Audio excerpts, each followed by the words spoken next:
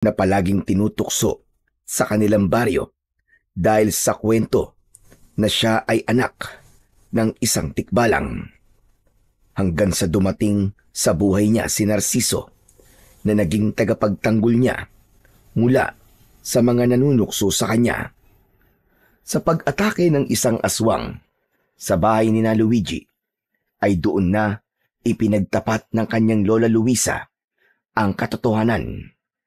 Ibinigay nito kay Luigi ang kinintuang buhok ng tikbalang na nagbigay sa kanya ng proteksyon. Ngunit hanggang saan kayang protektahan ng ginintuang buhok ng tikbalang ang batang si Luigi?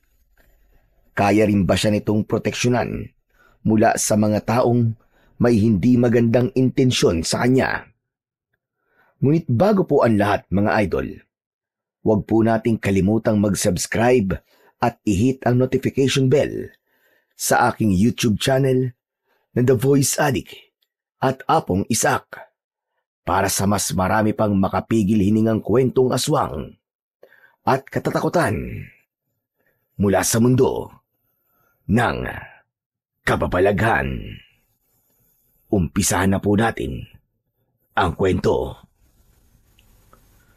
Mag-isang naglalaro sa loob ng kubo ang 11 taong gulang na bata na si Luigi. Nilalaro niya ang lumang laruang truck at robot na napulot niya sa basurahan nung isang araw. Mas masaya sana kung sa labas siya naglalaro kasama ang ibang mga bata, pero pinagbawalan na muna siya ng kanyang lola Luisa na makipaglaro sa mga bata sa baryo nila dahil madalas ay umuuwi siyang umiiyak dahil sa panunukso ng mga yon sa kanya. Maya-maya pa ay narinig ni Luigi ang pagtawag ni Lola Luisa sa kanya mula sa likod ng bahay. Huminto muna siya sa paglalaro at pinuntahan niya ang lola niya na abala sa paglalaba sa tabi ng balon. Bakit po, Lola? Kumuha ka na nga muna ng pera roon sa bulsa ng palda ko na nakasabit sa likod ng pinto. Bumili ka ng 1 kilong bigas doon sa tindahan. Tapos magsaing ka na rin dahil tanghali na pala. Sige po, Lola. Ay, sandali. Oo nga pala. Baka salubong mo na naman sina Owen sa labas ha. Tapos tuksuhin ka na naman. Ikaw na lamang ang umiwas. Lawakan mo na lamang ang pag-unawa mo sa mga batang hindi natuturuan ng magagandang asal ng kanilang mga magulang. Sige na. Kahit naman po anong iwas ko kina Owen, sila pa rin po ang lumalapit sa akin. Kaya wala pong silbi ang pag-iwas ko sa kanila. Basta, iwasan mo na lang sila, apo. Lahat ng sasabihin nila ay ipasok mo sa kaliwang tenga mo, tapos labas sa kanan. Sige na, bumili ka na ng bigas, apo. Kumilos na si Luigi. Kumuha siya ng pera at naglakad papunta sa malapit na tindahan. Nagpasalamat siya dahil hindi niya nakita si Owen at ang mga kaibigan nito na paborito siyang tuksuin. Naglalakad na siya pauwi nang sandali siyang napahinto dahil nakita niya si Owen na makakasalubong niya. Agad nang umisi si Owen nang makita si Luigi. Kinabahan si Luigi sa ngising yun ni Owen. Ramdam niya na tutuksuhin na naman siya nito. Ganun pa man, nagkunwari siyang hindi niya ito nakita at nagpatuloy siya sa paglalakad ng mabilis. Pero humarang si Owen sa harap ni Luigi. Iiwasan niya sana ito, pero kahit saan siya humakbang, ay patuloy na humaharang si Owen. Sandali lang! Bakit parang nagmamadali ka yata, Luigi, ha? Kailangan ko na kasing umuwi kasi magsasaing pa ako. Hindi mo ba nakikitang may dala akong bigas? Aba, ang dami mo yatang biniling bigas. Bakit? Kasama niyo ba sa bahay niyo yung tatay mong tikbalang? Isinama niyo na ba siya sa pagkain niyo? Baka naman pwede kong makita ang tatay mo. Kasi hindi pa ako nakakakita ng totoong tikbalang eh. Hindi na lang nagsalita si Luigi dahil naalala niya ang bilin ni Lola Luisa. Lalagpasan na sana niya si Owen pero mahigpit nitong hinila ang kanyang braso. Nabitiwan ni Luigi ang bigas at nalaglag yun sa lupa. Nasira ang kinalalagyan na plastik ng bigas at kumalat yun sa lupa. Lagot! Ang bigas namin! Uy! Hindi ko kasalanan yan ha! Ikaw ang nakabitiw sa bigas nyo! Kung di mo sana inila ang braso ko, hindi ko yan mabibitiwan. Talagang sinisi mo pa ako ha! Gusto mo ba lagyan kita ng black eye? Makaalis na nga dito. Baka magsumbong ka pa sa tatay mong tikbalang eh. Diyan ka na! Nagmamadaling umalis si Owen habang si Luigi naman ay yumukod at pilit na inilagay ang natapon na bigas sa sirang plastik. Lagot, yari ako kay Lola nito. Paniguradong pagagalitan niya ako. Si Owen talaga oh. Wala na siyang ginawang maganda. Kahit may kasamang lupa, ay dinala pa rin ni Luigi ang bigas sa kanilang bahay. Dumiretso siya sa likod kung saan naroon pa rin si Lola Luisa at naglalaba. Nanlaki ang mga mata ng matandang babae nang makita si Luigi. Naghugas ng mga kamay si Lola Luisa, saka lumapit sa batang si Luigi. Ano nangyari sa bigas natin? Lola, si Owen po kasi. Tinukso na naman po niya ako tapos nung aalis na po ako, ay hinila niya po ako sa braso kaya yun po. Nabitiwan ko po itong bigas. Sorry po Lola, hindi ko po sinasadya. Wala ka dapat na ihingi ng tawad sa akin. Ang Owen na yon ang may kasalanan. Ang mabuti pa siguro ay magpunta na ako sa bahay nila para maisumbong ko siya sa nanay niya. Dapat kasi na pagsasabihan ng batang yon at baka sakaling magbago pa ang pag-uugali. Wag na po Lola, wag na po. At bakit mo naman ako pinipigilan? Kasi po, papaluin si Owen ng nanay niya kapag nagsumbong po kayo. Nakita ko po kasi si Owen nung nakaraang araw na pinapalo po ng nanay niya sa labas ng bahay nila. May isang bata po kasi nagsumbong sa nanay ni Owen. Inaway po kasi ni Owen yung bata. Mabuti nga yun, para madisiplina siya. Tignan mo nga ang ginawa niya ngayon. Hindi na natin mapapakinabangan lahat ng bigas na pinabili ko sa'yo. Buti sana kung napakamura ng kilo ng bigas ngayon. Halos lahat ng bilihin ay tumataas ng presyo. Huwag na po kayo magsumbong sa nanay ni Owen, Lola. Bibili na lang po ulit ako ng bigas. Babawasan ko na lang po yung perang iniipon ko. Hindi ba? Ipambibili mo yun ng sapatos para sa susunod na pasukan. Ayos lang po, Lola. Hindi naman po malaki ang mababawas dun eh. Doon na lang po ako kukuha ng pambili ng bigas. Basta wag niyo na pong isusumbong si Owen sa nanay niya. Kahit po hindi maganda ang patrato niya sa akin at palagi niya akong tinutukso, ayoko naman po siyang masaktan ng nanay niya nang dahil lang sa akin. Hay nako, ikaw talagang bata ka. Napakabuti ng iyong puso. Hindi ako makapaniwala na kahit puro panunukso na ang nakukuha mo kay Owen, ay nagagawa mo pa rin siyang proteksyonan. Pero ito ang tandaan mo, Apo. Walang masamang maging mabuting tao. Pero dapat ay hindi mo rin hahayaan na abusuhin ka ng iba dahil sa ikaw ay mabait. Minsan, kailangan mong manindigan at lumaban kung alam mong mali na ang nangyayari sa iyong paligid. Sige na, huwag mo nang bawasan ang iniipon mong pera at kumuha ka na ulit ng pera sa bulsa ng aking palda. Sige na, apo ko. Ngumiti si Luigi kay Lola Luisa. Sa kanya sinunod muli ang utos nito.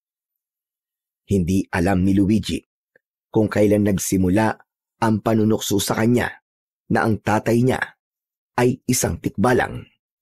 Pero nang magsimula siyang magkaroon ng kamalayan sa paligid, ay madalas niya nang naririnig sa usap-usapan ng ilang mga tao sa baryo nila na ang nanay niya ay pinagsamantalahan daw ng isang tikbalang.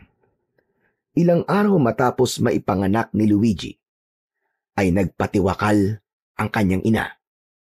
Ayon sa mga tao, ginawa yun ng nanay ni Luigi dahil sa labis na kahihiyan dahil ang anak nito ay anak ng isang tikbalang. Habang kumakain ng tanghalian, ay hindi maiwasang isipin ni Luigi ang nangyayari sa buhay niya. Dahil kasi sa panunuksong inaabot niya, ay wala siyang naging kaibigan sa kanilang lugar. Natuto siyang maglarong mag-isa at huwag masyadong lumabas kapag hindi kinakailangan. Luigi, mamaya ka na tumulala dyan na po. Lumalamig na ang pagkain mo, ha? Hindi mo ba gusto ang ulam? Hindi ba't paborito mo naman ang munggo? Hindi naman po dahil sa ulam natin eh. Kaya ako tahimik, Lola. Iniisip ko lang po kasi yung panunukso sa akin na tikbalang daw po ang tatay ko. Lola, totoo po ba yun? Tikbalang po ba talaga ang tatay ko? Apo, ilang beses ko bang sasabihin sa'yo na walang katotohanan ang bagay na yan? Kung hindi po totoo, bakit po nila ako tinutukso ng ganun? Saan po nila nakuha ang ganung kwento? Alam mo naman ng mga tao rito sa baryo, masyadong matindi ang paniniwala ng marami rito sa kababalaghan. Nabuntis kasi ang nanay mo ng isang lalaking taga-syudad. Iniwanan siya. Nakita ng mga tao na lumalaki ang tiyan ng nanay mo at alam ng lahat na wala siyang nobyo. Kaya doon nagsimula ang kwento na nabuntis ng tikbalang ang nanay mo kasi nangunguha ng panggatong na kahoy ang nanay mo sa gubat. Pinapaniwalaan kasing may tikbalang daw na naninirahan sa gubat natin dito. Pero bakit po nagpatiwakal si nanay? Sabi po nila, sobrang hiyang-hiya raw si nanay kasi anak daw po ng tikbalang ang anak niya. Ay, Diyos ko. Wala rin katotohanan yan, Luigi. Ginawa yun ng nanay mo kasi mahal na mahal niya ang lalaking nakabuntis sa kanya. Hindi niya kaya na wala ito sa tabi niya. Kaya niya ginawa ang hindi dapat. Sa aking kabaniwala, Apo, at huwag sa ibang tao. Sadyang may mga taong walang magawa sa buhay. Kaya ginagawa nilang miserable ang buhay ng ibang tao sa pamamagitan ng pagpapakalat ng hindi totoong kwento. Kaya mo bang mangako sa akin na simula ngayon ay hindi ka na maniniwala na anak ka ng tikbalang? Opo, nangangako po ako, Lola. Alam ko po na hindi kayo magsisinungaling sa akin kasi apo niyo po ako. At hindi ko kayang magsinungaling sa iyo dahil mahal na mahal kita, Apo. Nakatignan mo nga, may ganyan ba kagwapong anak ng tikbalang? Lola naman eh, binubola niyo naman po ako eh. Aba, nagsasabi ako ng totoo. Hindi kita binobola. Gwapo ka naman talaga, Luigi.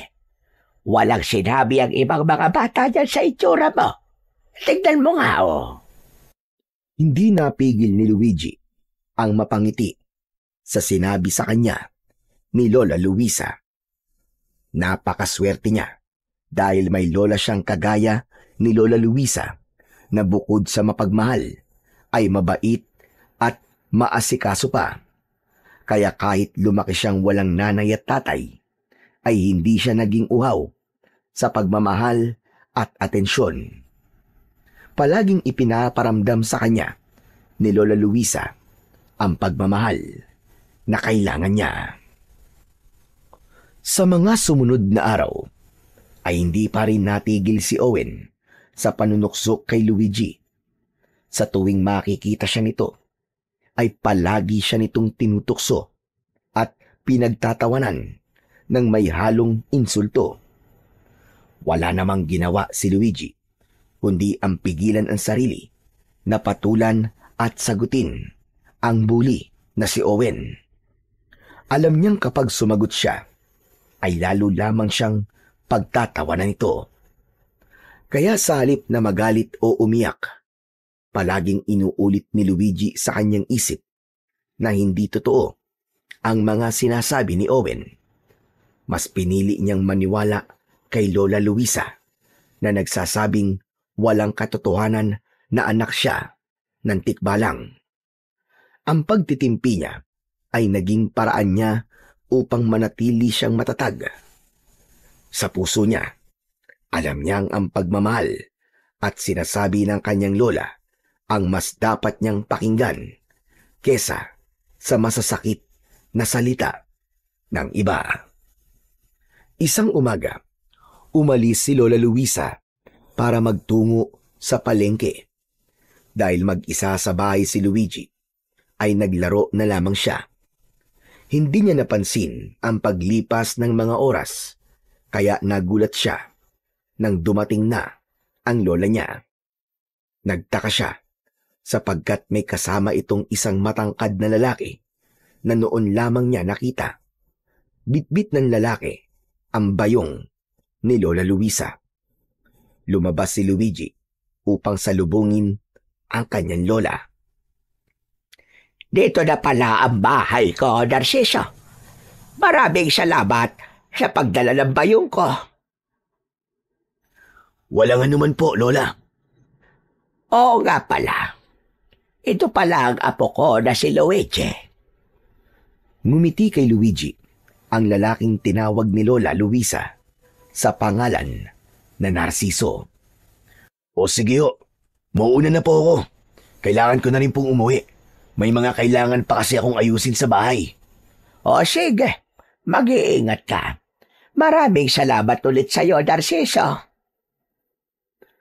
Nang umalis na si Narciso, ay pumasok na sina Luigi at Lola Luisa sa kanilang bahay. Dumiretso sila sa kusina. Ipinatong ni Lola Luisa ang bayong sa ibabaw ng lamesa at isa-isa nitong inilabas mula roon ang mga pinamili nito. Lola, sino po yung lalaki na yun? Manliligaw niya po? Mahabagin langit. Ano ba pinagsasasabi mo, bata ka? Masyado na ako matanda para sa bagay na yan. Napakabalisyoso mo naman. May asim pa naman po kayo ah.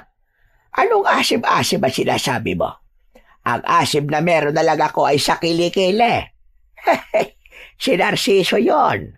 Bagong salta rito sa baryo natin. Nabili pala niya yung lupa sa dulo na may sira-sirang bahay. Eh bakit po niya kayo tinulungan sa pagdadala ng bayong nyo kung hindi niya po siya manliligaw? Bakit? Hindi ba pwedeng may mabuting kalooban lamang si Narciso? Kaya niya ako tinulungan. Nakita niya kasi ako na hirap sa pagdadala ng aking bayong. Kaya tinulungan niya ako. Tapos habang naglalakad ay nagkwekwentuhan na rin kami. Kaya nalaman ko na bagong salta lamang siya rito sa atin. Ganun po ba? Akala ko po kasi manliligaw niyo na po siya. Ikaw nga bata ka huwag ka masyadong malisyoso. Nagbibiro lang po, Lola. O siya, tama na yan. Tulungan mo na lang ako sa paghihiwa ng mga gulay. Magluluto ako ngayon ng chapsoy. Kinuha na ni Luigi ang kutsilyo at sangkalan. Maya-maya ay magkatulong na sila ni Lola Luisa sa paghihiwa ng mga gulay at agad na nawala sa isip niya si Narciso.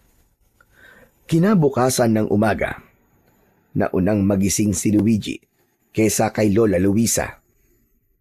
Nagtaka siya sapagkat palaging ang matanda ang nauunang magising. Nakita niyang nakabaluktot sa pagkakahiga si Lola Luisa habang balot ng kumot. Hinawakan ni Luigi ang noo at leeg ng kanyang lola. Hala, Lola, napakainit niyo po. Ang taas po ng lagnat niyo. Sinasabi ko na nga ba at lalagnatin ako. Naulanan kasi ako kahapon tapos hindi ako nakaligo. Sandali at babangon na ako para makapaghanda ng almusal. Lola, wag na po. Ako na lang pong kikilos habang di pa po kayo magaling. Baka po mas lalong lumala ang lagnat niyo kapag nagkikikilos po kayo eh. O siya, sige apo. Bumili ka na lamang ng pandesal doon sa panaderya. Tapos dumaan ka kay Simang at manghingi ka doon ng dahon ng lagundi. Mabisa ang halamang gamot na yon para bumaba ang lagnat ko. Pasensya ka na sa akin na po. Agad na sinunod ni Luigi ang sinabi ni Lola Luisa. Kumuha siya ng perang pambili ng pandesal. Inuna niya ang pagbili ng tinapay bago siya nagtungo sa bahay ni Simang. Nanghingi siya rito ng dahon ng lagundi at pinayagan naman siya ng babae. Nang may sapat ng dahon ng lagundi si Luigi, ay agad siyang naglakad pauwi sa kanilang bahay. Habang naglalakad, ay narinig ni Luigi ang panunukso ni Owen na nasa likuran niya pala. Luigi, anak ng tikbalang! Tumakbo ka nga ng mabilis. Sige na, ipakita mo sa akin ang pagkakaroon mo ng dugong tikbalang. Hindi pinansin ni Luigi si Owen. Mas binilisan niya ang paglalakad. Ngunit bigla siyang tinapik ni Owen sa likod. Kaya hindi niya na napigilang huminto at harapin ito. Pwede ba wag ngayon, Owen? May lagnat si Lola Luisi, kaya kailangan ko madala sa kanyang mga gamot na to. Aba, bakit parang ang tapang mo yata ngayon, ha? Huwag mo sabihin, napapalagan mo na ako. Hindi naman sa ganun, Owen. Kailangan ko lang talaga madala tong dahon ng lagundi kay Lola. Pasensya na kung nasigawan kita. Bakit kasi di mo nalang sabihin sa tatay mong tikbalang na pagalingin ang lola mo? Wala ba siyang kapangyarihan para magpagaling ng sakit? Hindi tikbalang ang tatay ko, Owen. Nabuntis ng taga-syudad ang nanay ko. Iniwan niya si nanay, kaya hindi nakita ng mga tao rito ang totoo kong tatay. Sinungaling! Hindi ba? Kaya nga nagpatiwakal ang nanay mo kasi nahiya siya. Sa bagay, kahit naman sigurong mabuntis ng tikbalang ganun din ang gagawin. Siguro, walang pumapatol sa nanay mo, kaya sa tikbalang na lang siya nagpabuntis. Umiim ang bagang ni Luigi sa sinabing yun ni Owen. Pinilit niyang wag magalit, pero hindi niya kayang palampasin ang pag-iinsultong ginawa ni Owen sa nanay niya. Bawiin mo ang sinabi mo. Hindi malandi ang nanay ko. At wag mo siyang pagsalitaan ng hindi maganda. Irespeto mo ang kaluluwa niya. Bawiin mo ang sinabi mo tungkol sa nanay ko. Bawiin mo! Paano kung di ko bawiin? Sige nga, anong gagawin mo? Akmang susuntukin ni Owen si Luigi nang biglang dumating si Narciso. Mabilis nitong hinawakan ang kamao ni Owen, kaya hindi yun dumapo sa muka ni Luigi. Hoy! Bakit mo susuntukin si Luigi, ha? Bitiwan mo ako! Bitiwan mo ako! Kailangan ko makaganti sa lokolokon to! Siya ang unang nanuntok sa akin, kaya gaganti ako sa kanya! Saka sino ka ba, ha? Bakit ka nakikialam? Totoo ba ang sinasabi niya, Luigi? Ikaw ba talaga ang unang nanuntok? Opo, pero tinutokso niya po kasi ako eh. Ano nukso ba? Kung totoo ang sinasabi ko, anak ka naman talaga ng tikbalang sa kamalandi ang nanay mo. Kaya ka naman pala sinuntok eh. Kasi ganyan ang lumalabas sa bibig mong bata ka. Umuwi ka na. At ayoko nang malalaman na tinutokso o sinasaktan mo si Luigi, ha? Ipapaalam ko lang sa'yo na pumapatol ako sa bata. Nang bitiwan ni Narciso ang kamay ni Owen, ay nagmamadali at takot na tumakbo. Palayo si Owen. Pinulot ni Narciso ang supot ng pandesal at inabot yon kay Luigi. Maraming salamat po, Kuya Narciso, ha. Kung di po kayo dumating, ay uuwi po ako na may pasa sa muka. Ano ba kasi talaga ang nangyari? Tinukso po niya ako, natikbalang po ang tatay ko. Sinabi rin po niyang walang may gusto sa nanay ko kaya pumatol po sa tikbalang. Palagi na lang po kasi akong tinutukso ni Owen, kaya hindi na po ako nakapagpigil kanina. Nasuntok ko po siya bigla. Tama lang ang ginawa mo. Minsan ay kailangan mong lumaban para malaman nila na hindi ka nila maaaring tapak-tapakan palagi. Oo nga pala, ano ba yung dahon na dala mo? Dahon po ito ng lagundi. Nilalagnat po kasi si Lola Luisa eh. Ganun ba? Ang mabuti pa ihahatid na kita sa bahay nyo at baka inaabangan ka ng Owen na yon. Umayag si Luigi sa sinabing yun ni Narciso. Habang naglalakad sila, ay muling nagtanong si Narciso. Curious lang ako, Luigi. Totoo ba yung tinutukso sa'yo? Na anak ka raw ng tikbalang? Naku, hindi po. Gawa-gawang kwento lang po yun ng mga tao rito sa amin. Saka kung anak po ako ng tikbalang, hindi po sana ako mukhang tao, di ba? Sa bagay, may punto naman ang sinabi mo. Kumusta na pala si Lola Luisa? Mataas po ang lagnat niya eh. Naulanan po kasi siya kahapon. Maya-maya pa ay nakarating na sina Luigi sa bahay. Aalis na sana si Narciso pero agad itong pinigilan ni Luigi. Kuya, huwag po muna kayong umalis. Saluhan niyo po kami ni Lola sa almusal para po makabawi po ako sa pagliligtas niyo sa akin kanina. Aba, hindi ko tatanggihan yan. Mabuti at makakalibre ako ng almusal. Pasok po kayo rito sa loob. Maupo na muna kayo sa kusina at tatawagin ko lang po si Lola Luisa. Pumasok na si Narciso at nagtungo sa kusina. Pinuntahan naman ni Luigi si Lola Luisa sa maliit nilang silid. Inalalayan niya ito sa pagtayo. Bagyang nagulat si Lola Luisa nang makita si Narciso. Magandang umaga po, Lola. May sakit daw po kayo, sabi ni Luigi.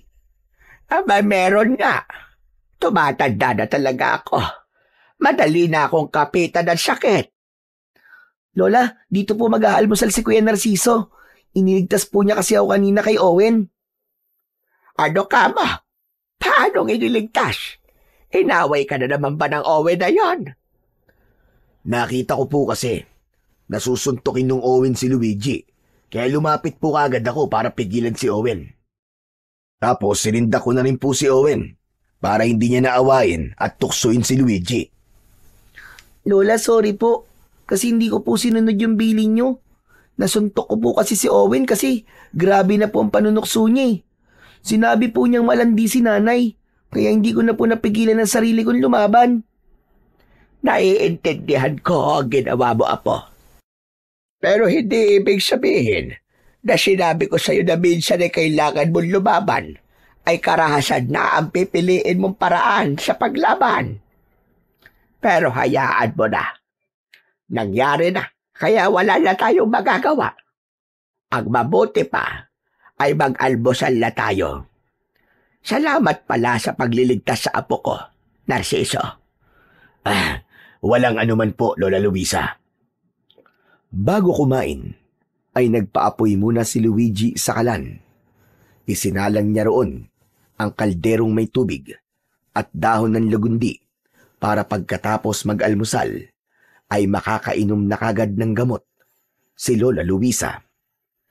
Maya-maya pa ay magkakasama ng nag-almusal ang tatlo. Oo nga pala, Narciso. Bakit mo pala napiling manirahan dito? Masyado na po kasi magulo ang buhay sa Maynila. Kaya naghanap po ako ng lugar na malayo sa kabiasnan. At dito ako napunta. Paanong magulo ang sinasabi mo? Mahirap pong ipaliwanag eh. Mahaba pong kwento. Paano ang trabaho mo sa Maynila? Paniguradong may trabaho ka roon. May maliit po akong negosyo roon. Pero pinahawa ko po muna sa kapatid ko. Kaya kahit po nasa malayo ko, ay tiwala po ko na hindi babagsak ang negosyo ko. Mukhang maayos pala ang buhay mo. Nakakatuwa naman na pinili mong manirahan sa ganitong klase ng lugar. Maganda naman po rito sa baryo nyo, Lola eh. Tahimik pa. Hindi gaya sa syudad na napakaingay. Sa tingin ko nga po, dito na ako maninirahan talaga eh. Kahit wala pa akong 1 linggo rito, ay nagustuhan ko na po kagad dito. Tapos, eto nga po, nagkaroon po kagad ako ng kakilala. Kayo po, saka si Luigi. Maraming salamat po sa inyo. Ay nako, kami ang dapat na magpasalamat sa iyo.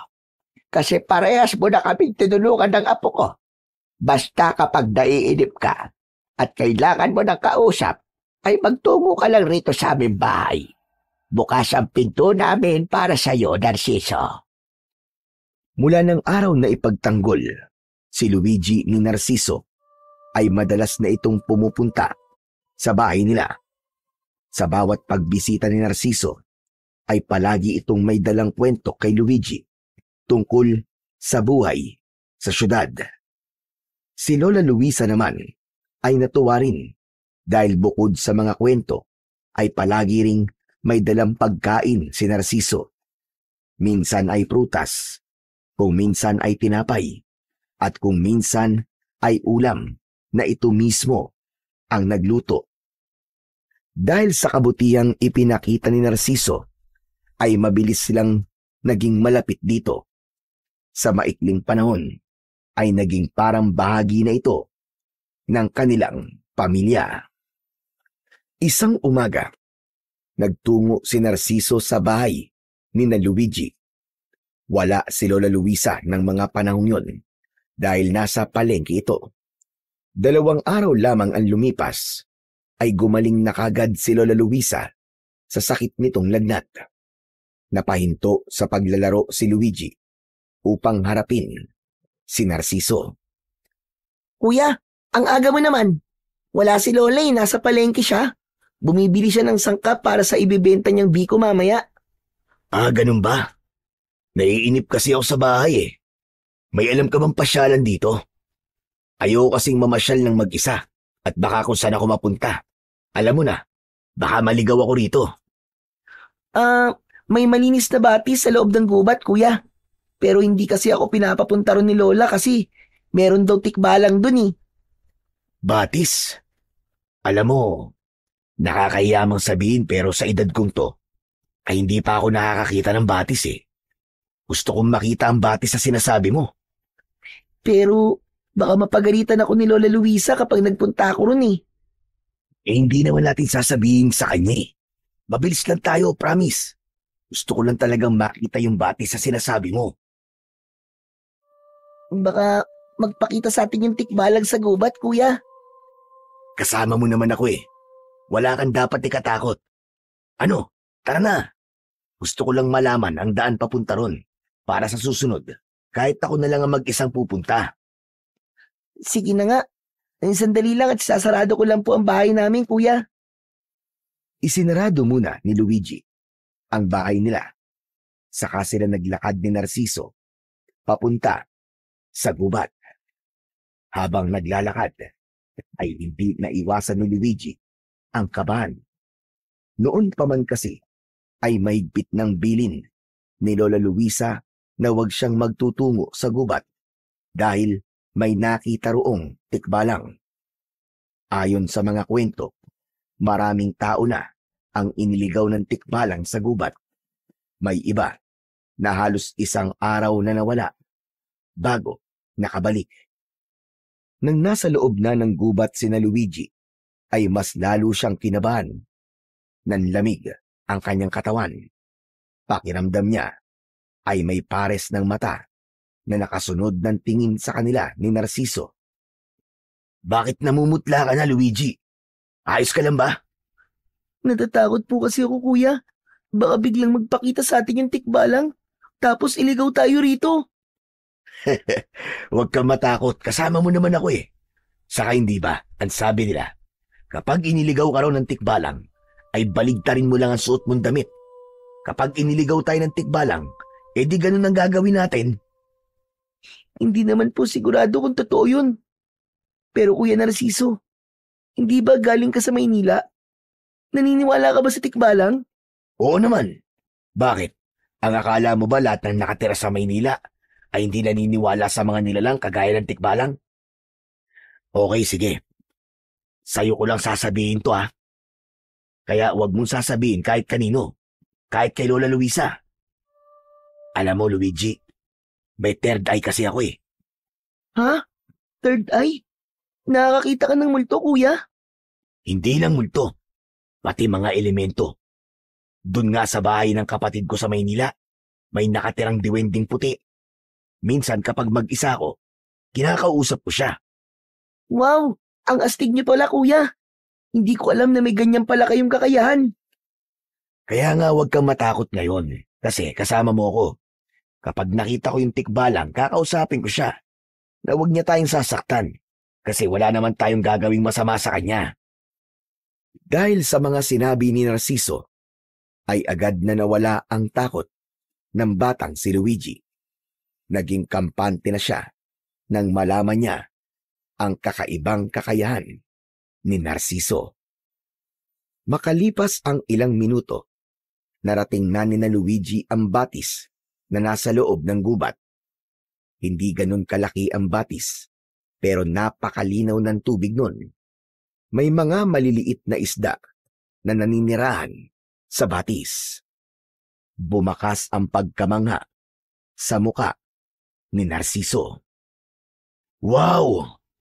Napakaganda pala ng batis! Para tayong nasa paraiso, Luigi! Salamat! Dinala mo ko rito, ah! Sabi ko naman sa'yo, Kuya, maganda talaga rito. Pero ngayon na lang ulit ako nakapunta rito kasi, yun nga, pinagbabawalan ako ni Lola. Biglang naghubad ng damit si Narciso at lumusong ito sa tubig. Lumangoy ito roon at para itong batang tumatawa. Pinanood lang ni Luigi si Narciso habang nakaupo siya sa nakatumbang puno sa gilid ng batis. Luigi, halika! Maligo ka na rin! Ang sarap ng tubig, ang lamig! Ikaw na lang, Kuya. Baka nasa bahay na si Lola. Magtataka yun kapag nakita niyang basa ako. Nagpatuloy si Narciso sa paglangoy sa batis. Nang mapagod ito, ay umahon na ito at tumabi kay Luigi. Hindi nakapagsisisi na pumunta ako sa lugar na to. Siguro'y napakarami pang magagandang lugar dito na nagtatago lang. Yung bundok dito, Kuya, maganda rin. Magandang tanawin kapag nasa tuktok ka na. Minsan nga, may mga tao mula sa ibang lugar na umaakyat doon. Sa sunod, gusto ko rin makaakyat doon.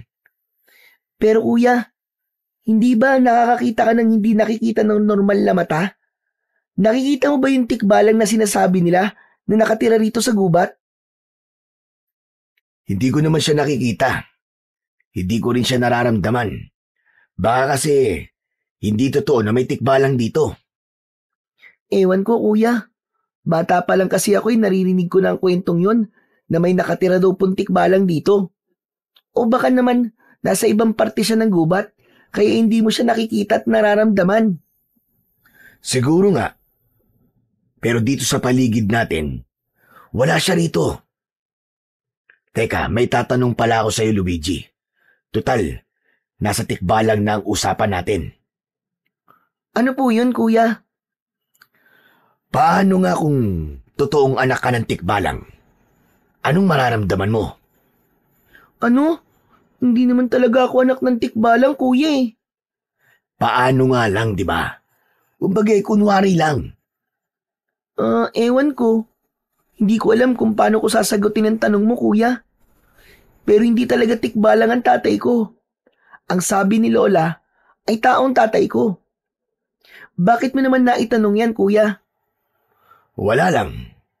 Parang ang astig kasi kung tikbalang ang tatay mo eh. Malay mo, may kakaiba ka ring kakayahan gaya ng sa isang tikbalang. O kaya, meron siyang iniwan na bagay na magagamit mo balang araw, di ba? Biglang natahimik ang batang si Luigi. Sa sinabing yun ni Narciso, ay bigla siyang napaisip na ano nga kaya ang mangyayari kung totoong anak siya ng isang tikbalang. Hindi nagtagal ay inaya na si Luigi ni Narciso na umuwi. Pagkarating niya sa kanilang bahay, ay patuloy pa ring nag-iisip si Luigi tungkol sa pinag-usapan nila ni Narciso sa gubat. Kinagabihan, mahimbing nang natutulog si Luigi sa tabi ni Lola Luisa. Halos maghahating gabi na nang biglang nagising si Luigi sa dahilang hindi niya alam. Hinilabutan siya nang may naamoy siyang kakaiba sa paligid. Kaamoy yun ng nabubulok na karne. Napapitlag si Luigi nang may narinig siyang tila kumalmot na matutulis na daliri sa bintana na nasa kanyang tabi. Sa kabila ng takot ay namayani ang kuryosidad sa kanya kung ano ang dahilan ng kanyang narinig. Tahimik na lumapit si Luigi sa bintana. Sumilip siya sa maliit na siwang sa bintana at nagulat siya nang makita niya ang isang mapulang mata na nakasilip din mula sa labas. Lola! Lola, gumising po kayo, Lola! Ano ba't nang-iistorbo ka ng natutulog, Luigi? Lola, may tao po sa labas. Ano ka ba? May tao? Opo, nakasilip po siya sa bintana natin. Ang pula po ng mata niya. Abay, baka adik yon. Sandali at kukunin ko lang ang itak ko. Humanda sa akin ang adik na yan.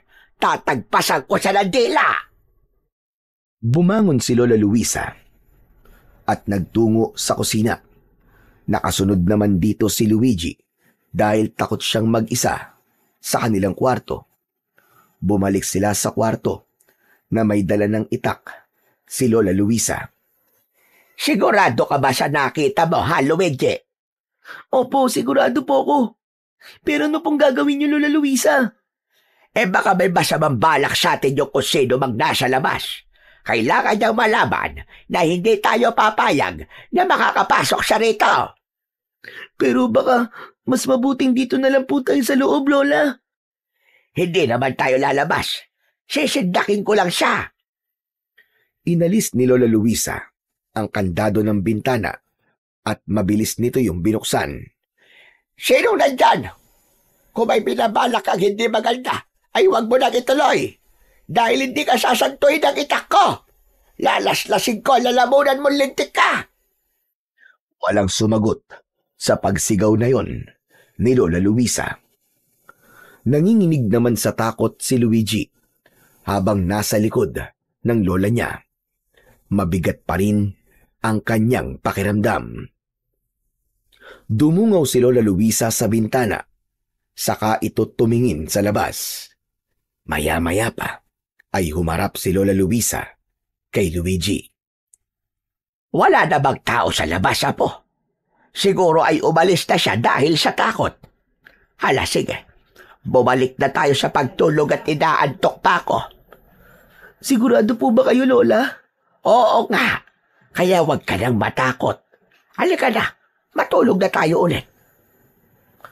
Laking gulat ni Luigi nang mula sa labas ng bintana ay nakita niya ang isang nakakatakot na nilalang.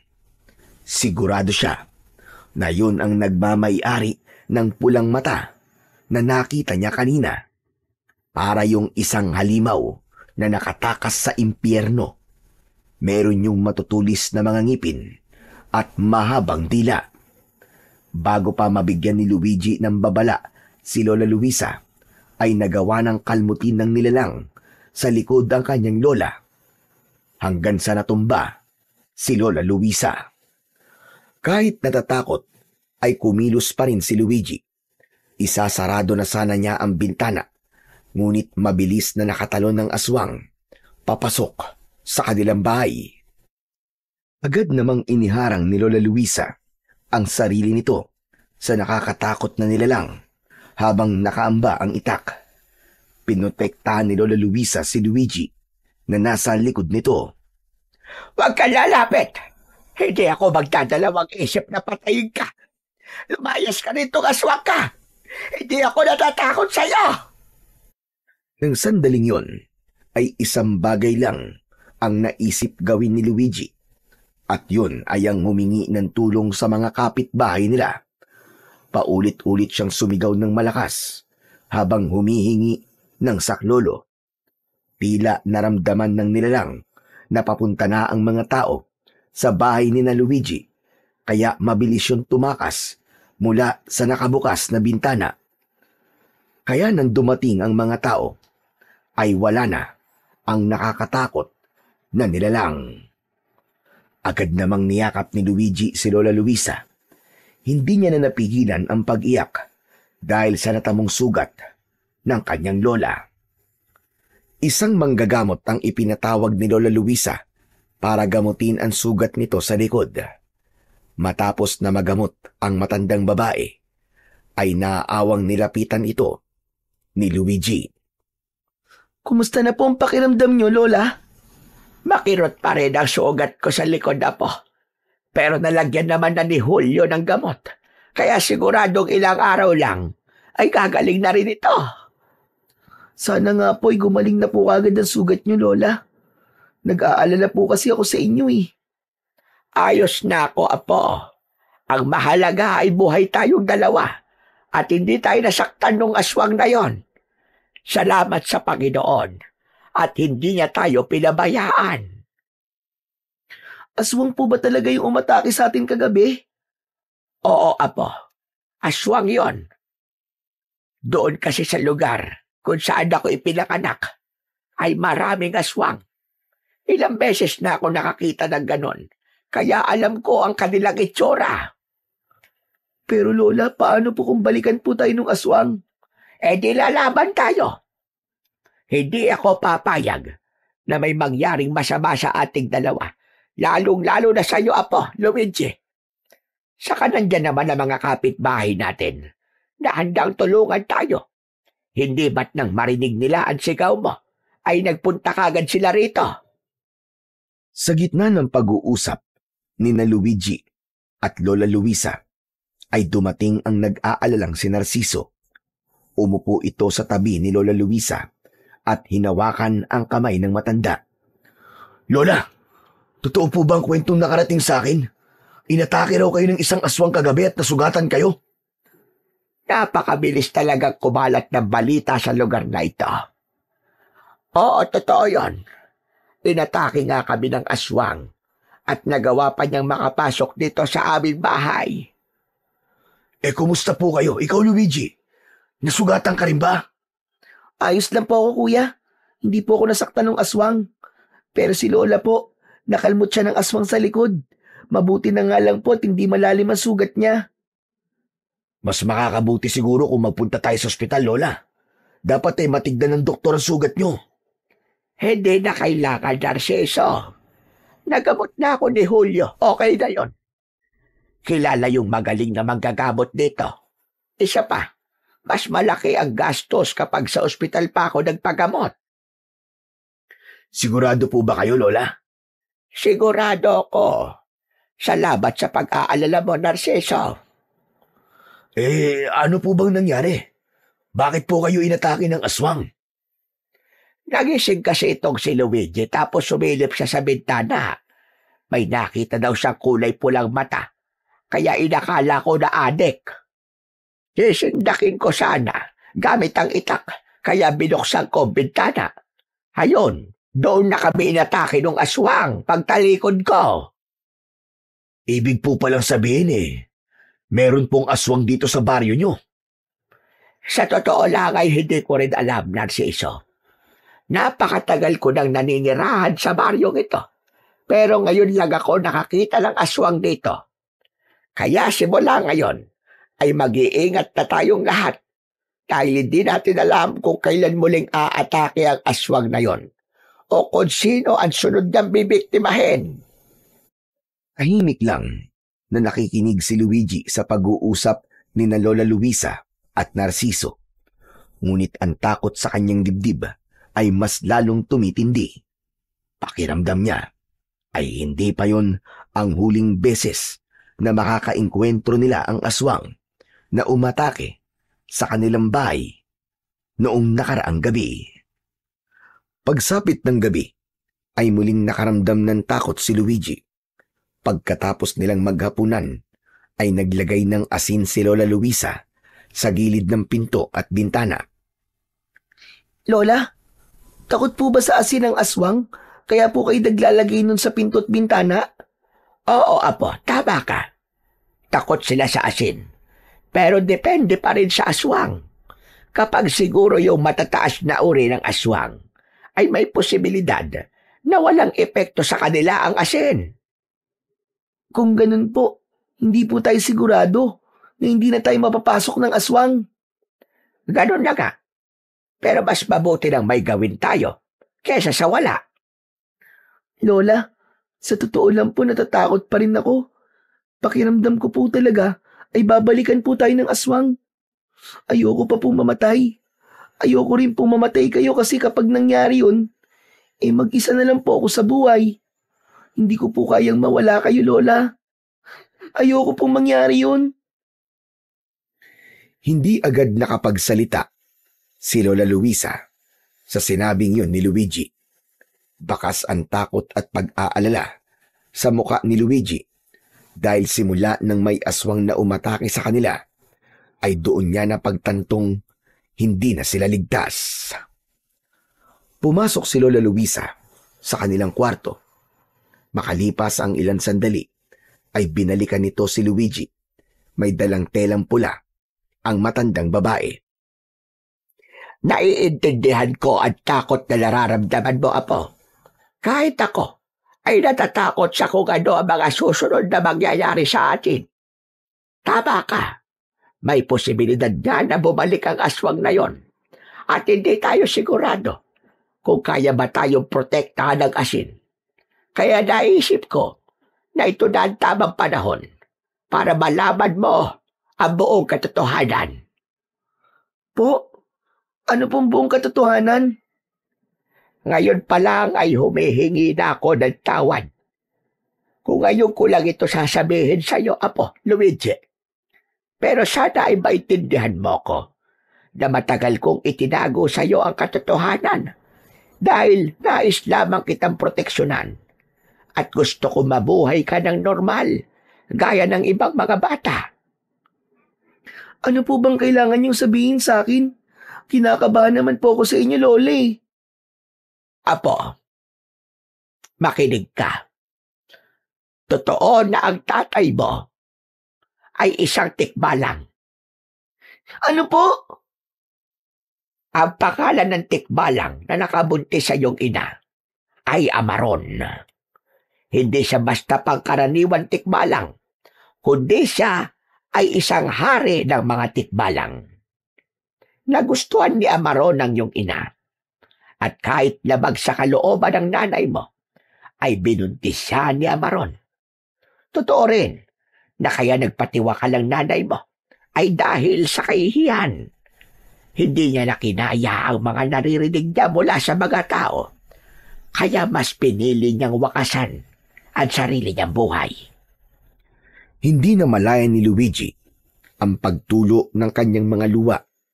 Hindi niya akalain na ang mga panunuksong natatanggap niya ay isa palang katotohanan.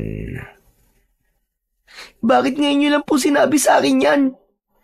Gaya ng aking sinabi kanina, gusto kong lumaki ka ng normal. Ayokong isipin mo na iba ka sa mga batang nandito sa ating baryo. Pero dahil sa nangyaring pag-atake ng aswang sa atin, ay napagtanto kong wala na akong magagawa, kundi ang sabihin sa iyo ang totoo. Binuksan ni Lola Luisa ang pulang tela. Sa loob nun ay maraming hibla ng buhok na kulay ginto. Sa tansya ni Luigi ay 3 dangkal ang haba ng mga buhok.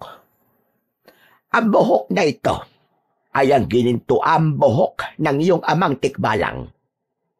Siya mismo ang nagbigay sa akin ito, apo.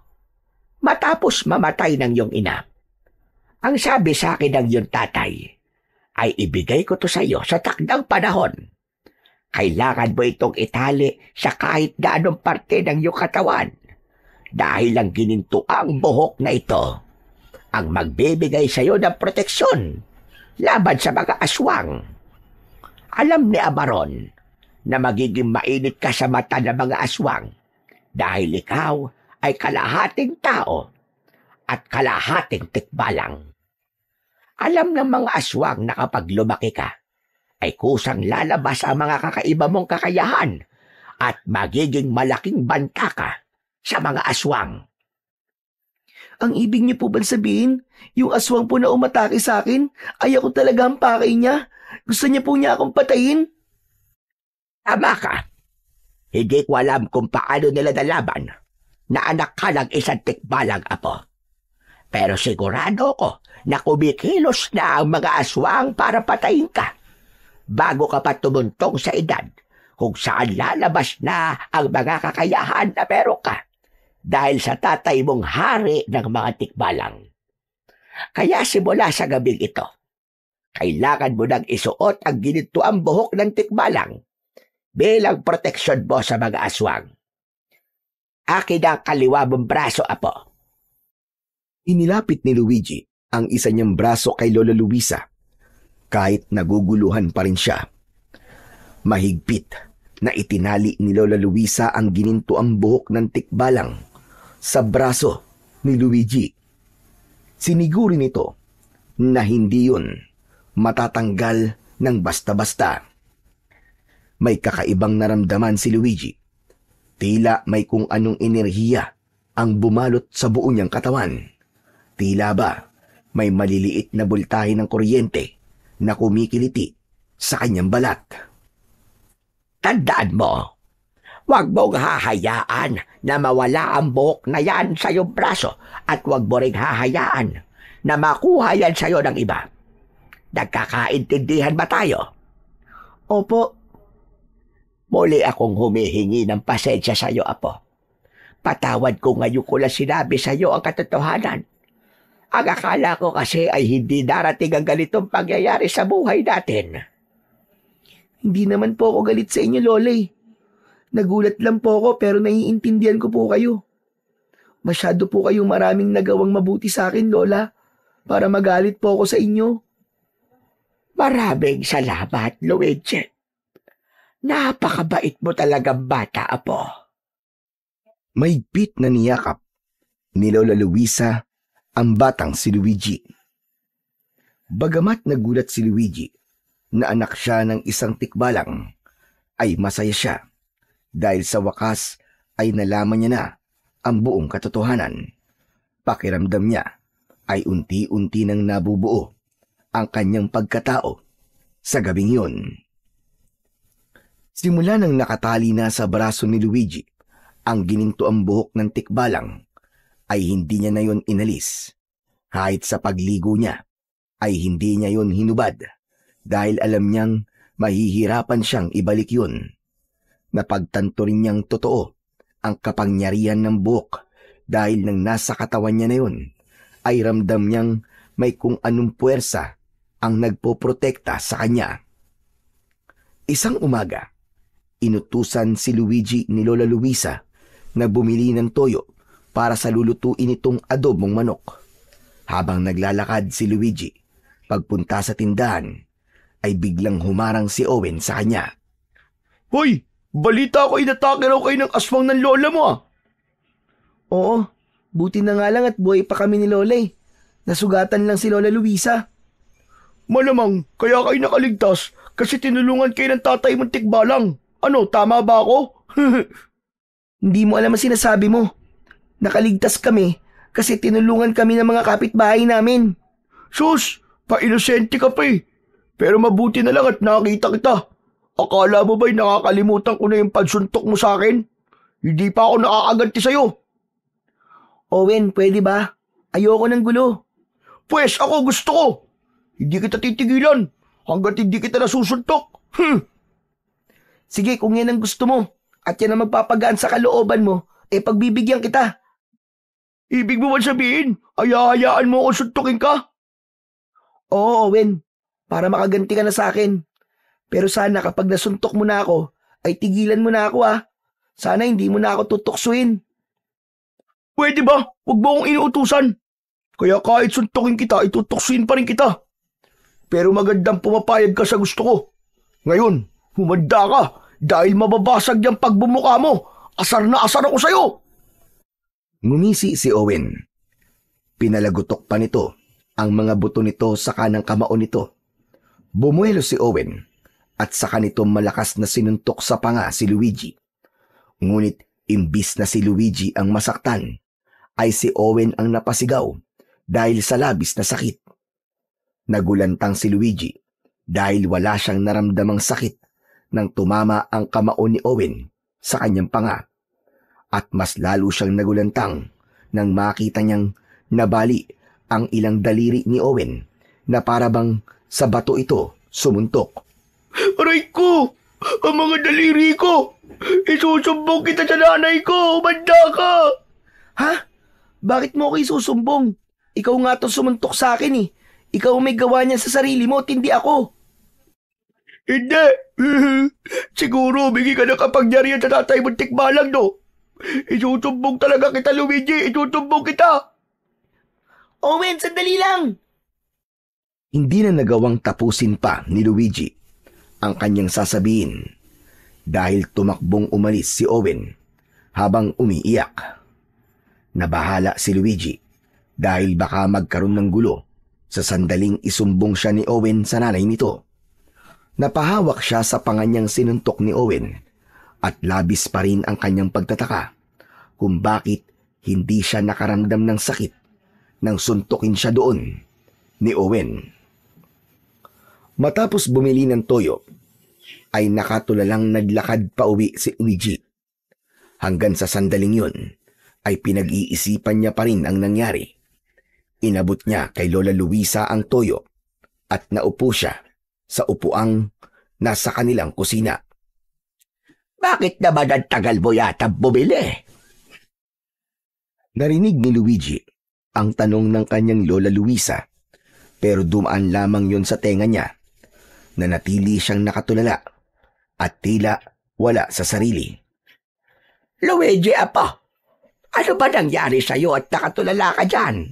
Huwag mo sabihin, inaway ka na naman o tinukso ka na naman ni Owen. Hindi po, Lola. Bakit nakatulala ka simula na dumating ka? Sobrang init po kasi sa labas eh. Medyo sumakit po ang ulo ko. Napakainit na ka ng panahon ngayon at Abril na. Magpahinga ka na lang muna dyan, apo. Ako naman ay isasalang ko na itong adobo para makakain na tayo. Siguradong masarap ito. Nagtungo si Luigi sa sala at naglaro ng kanyang mga lumang laruan. Pero wala roon ang atensyon niya, kundi sa kasagutan kung bakit hindi siya nasaktan sa pagsuntok sa kanya ni Owen. Hanggang sa nakita niya si Owen na papunta sa bahay nila. Umiiyak ito habang kasama ang nanay nitong si Petra na ang itsura ay parang susugod sa gera. Luisa! Luisa! Ilabas mo ang apo mo! Ilabas mo! Abay, sandali. Si Petra ba yon? Abay, bakit para siyang kalabaw na nagwawala? Labis na kinabahan si Luigi nang lumabas si Lola Luisa para kausapin sina Owen at Petra. Petra, ano't sumisigaw ka? May problema ba? Meron! At malaki ang magiging problema nyo ngayong araw. Nasa na ang apo mong anak ng tikbalang? Ilabas mo siya! Teka, sandali. Hindi tayo magkakaintindihan kung mag-hysterical ka dyan. Ano ba kasing nangyari? Bakit parang galit na galit ka yata sa apo ko? Hindi lang ako galit sa kanya, kundi sobrang galit na galit. Tignan mo ang kamay ng anak ko. Nabalian siya ng 3 daliri. Alam mo ba kung sino may gawa nito? Walang iba kundi ang apo mong si Luigi. Kaya ilabas mo siya. Babalian ko rin siya ng daliri. Bilisan mo at nanggigigil na ako ng sobra. Huminahon ka muna, Petra. Baka mamaya ay himatayin ka dyan bigla. Pero sa tingin ko, ay hindi yan magagawa ng apo ko.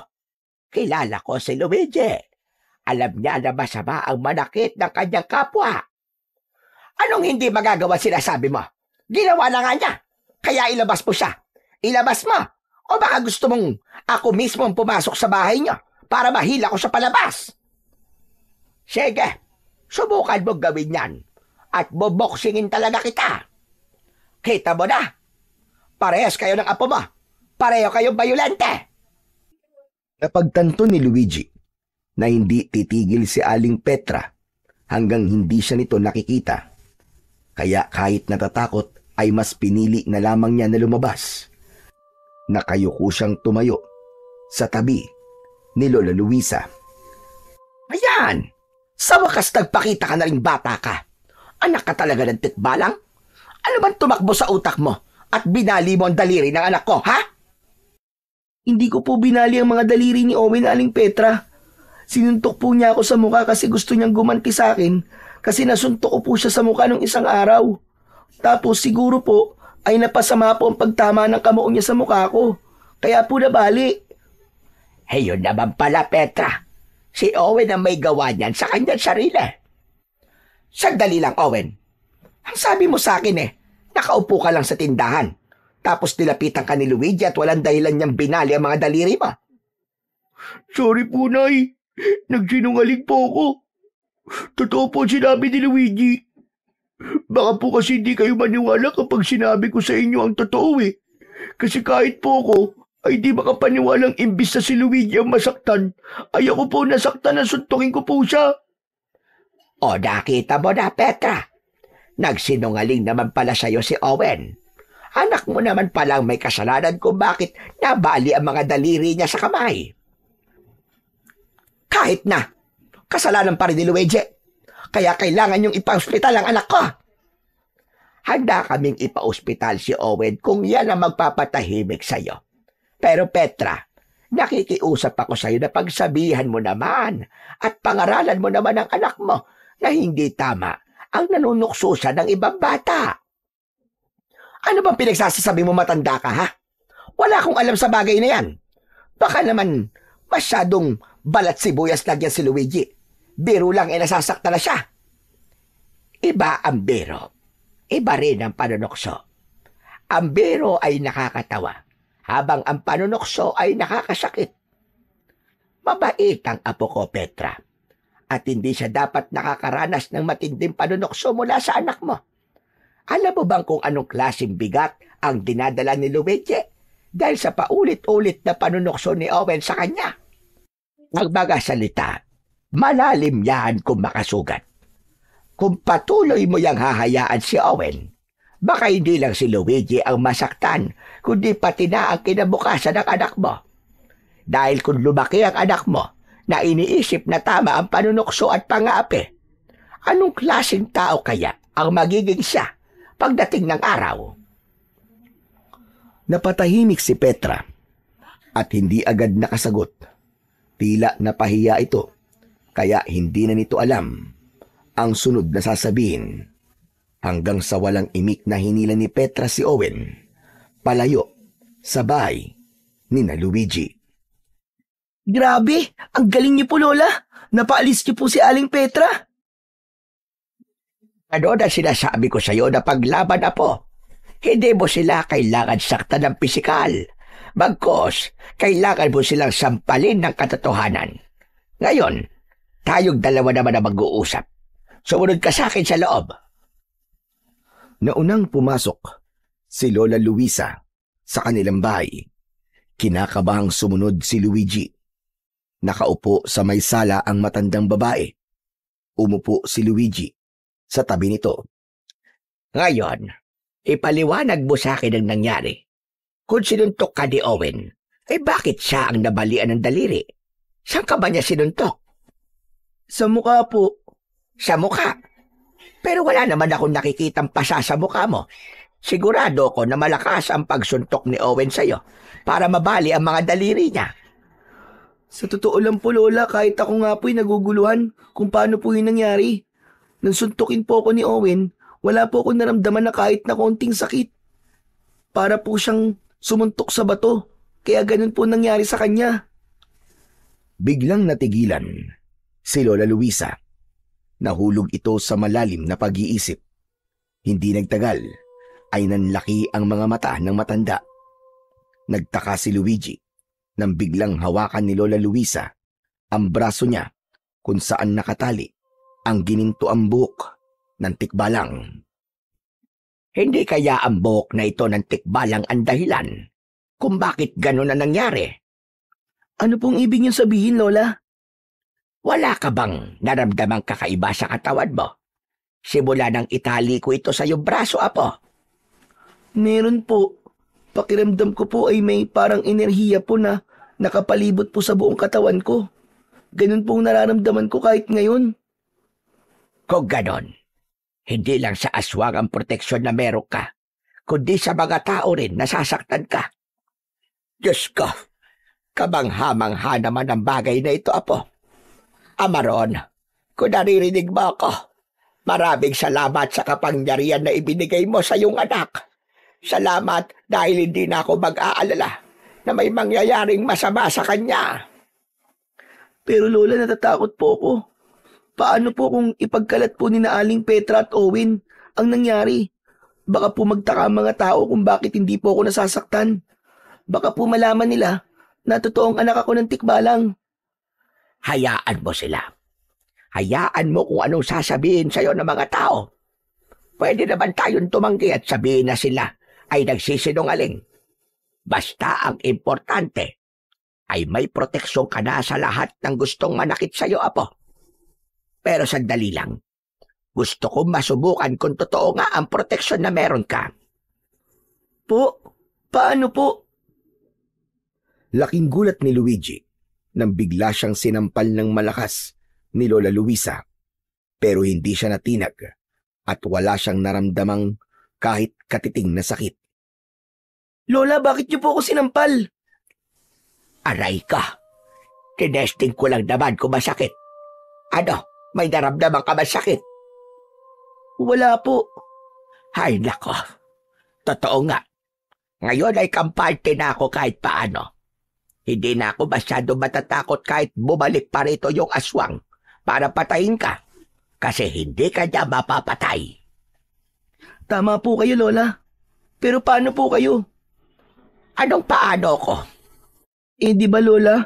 Wala po kayong gininto ang buhok ng tikbalang?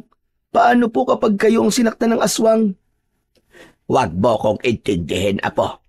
Kaya kong protektahan ang aking sarili. Ano po kaya kung hati na lang po tayo rito sa buhok ng tatay ko? Hindi maaari ang naiisip mo, Apo.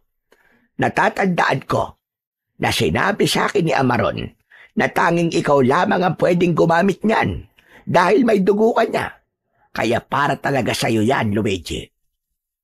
Biglang natahimik si Luigi sa sinabing yun ni Lola Luisa. Hindi na alis sa kanya ang pag-aalala para sa kanyang lola hanggang sa napagtanto niya na kung sakaling muling umatake ang aswang sa kanila ay kailangan niyang protektahan si Lola Luisa dahil siya ang may kakayahang labanan ang aswang na yon. Simula nang mapatunayan ni Luigi ang kapangyarihan ng ginintuang buhok ng tikbalang, ay doon niya napatunayan na mahal siya ng tatay niya na si Amaron.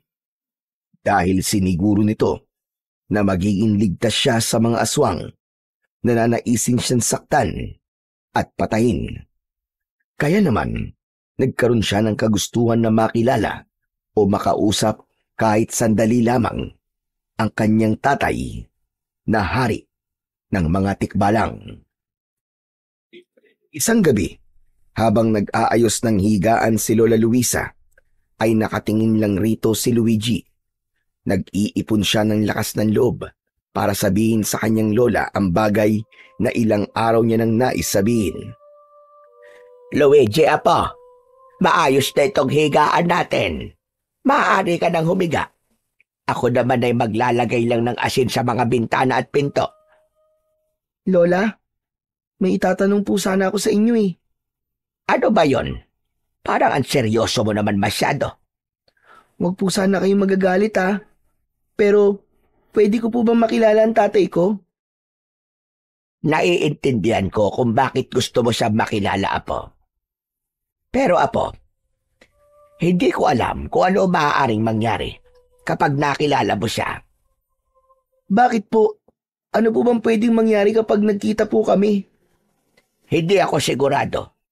Pero natatakot ako na baka kunin ka niya sa akin na po at dalhin ka niya sa mundo nila. Alam mo naman na ayoko mawalay ka sa akin. Pero hindi naman po ako sasama sa kanya kung sakali, Lola. Gusto ko lang po talaga siyang makita. Yung tikbalang po ba na nakatira sa gubat? Yung po ang tatay ko? Oo, siya nga apo. Isa talaga sa dahilan kung bakit hindi kita pinapapunta sa gubat ay dahil makita ka ng tatay mo at sapilitang kanyang kunin. Pakiramdam ko po kasi, hindi pa rin po buo ang pagkatao ko kasi hindi ko man lang siya nakikita. Hindi ko nga po nakita ang nanay ko tapos pati po ang tatay ko, hindi ko pa rin po pala makikita. Hayaan mo. Marahil kung talagang iaadya ng nasa itaas, ay magkikita kayo ng tatay mo. Basta kung sakaling mangyari ang bagay na yon, ay huwag kang sasama sa kanya, apo ha. Kahit anong ipangako o sabihin niya, ay huwag kang masisilaw. Pangako po, hindi po ako sasama sa tatay ko. Dito po sa mundo ng mga tao ang mundo ko, Lola. Saka hindi ko rin po kayang mawala kayo sa tabi ko. Gusto ko, habang buhay po tayo magkasamang dalawa. Hay, nako. Napakalambing talaga nitong apo kong ito. O siya, tama na. At baka magkaiyakan pa tayo rito. Maiga ka na para matulog na. Matapos yun, ay humiga na si Luigi sa papag. Sa kabila ng sinabi ni Lola Luisa, ay hindi pa rin nawala ang kagustuhan niyang makilala ang kanyang ama. Wala siyang pakialam kahit isa itong tikbalang o kung anumang nilalang. Para kay Luigi, ay tatay niya pa rin ito. At kung hindi dahil dito, ay hindi siya mabubuhay sa mundo.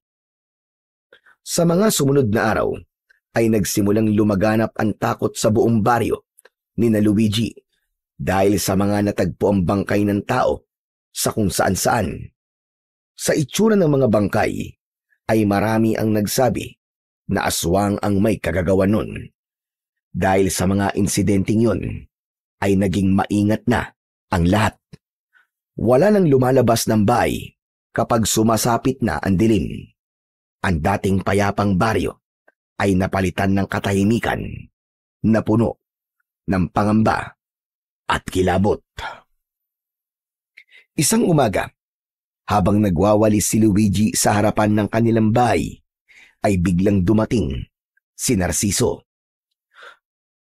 Kuya, ang tagal mong di nagpakita. Saan ka pala nagpunta? Sa Maynila. Tinignan ko kasi yung negosyo ko. Oo nga pala, nasan si Lola Luisa? Wala siya rito eh. Nagtitinda ng biko. Ganun ba? Ano palang bago rito sa baryo natin? Marami kuya.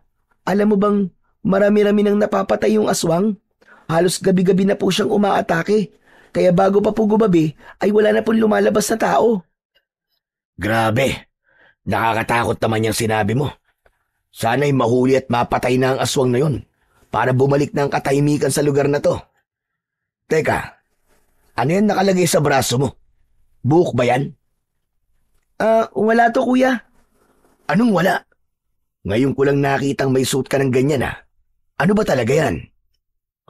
Hindi muna nagsalita si Luigi. Inisip niya kung dapat ba niyang sabihin kay Narciso ang tungkol sa ginintoang buhok ng tikbalang. Wala lang to talaga kuya. Ibinigay lang sa akin to ni Lola pero hindi ko alam kung para saan. Mukhang magandang pulseras naman at kakaiba. Kaya hindi ko po hinuhubad. Ganun ba? Akala ko kasi kung ano na yan eh. Kakaibang pulseras nga yung suit mo. O siya, uuwi na pala muna ako. Dumaan lang talaga ako rito sa inyo para ipaalam na nakabalik na ako. Sige po, sasabihin ko na lang po kay Lola na nandito ka na po ulit. Ay teka, sandali lang. Pwede bang hubarin mo ang pulseras na yan? Gusto ko lang hawakan. Kuya, pasensya ka na. Pero sabi kasi ni Lola wag ko daw itong hubarin. Mahirap daw kasi itong ibalik eh. Okay. Hindi na kita pipilitin. Naiintindihan ko naman. Pasensya ka na talaga, kuya. Nakangiting tumango si Narciso. Saka yun umalis. Ipinagpatuloy ni Luigi ang kanyang ginagawa, pero bigla siyang natigilan nang kinabahan siya sa dahilang hindi niya alam. Napahinto siya sa pagwawalis at sa paglinga niya ay nakita niya si Narciso na nakatayo sa hindi kalayuan. Matiim yung nakatingin sa kanya. Kumaway si Narciso sa kanya at gumanti siya ng kaway dito.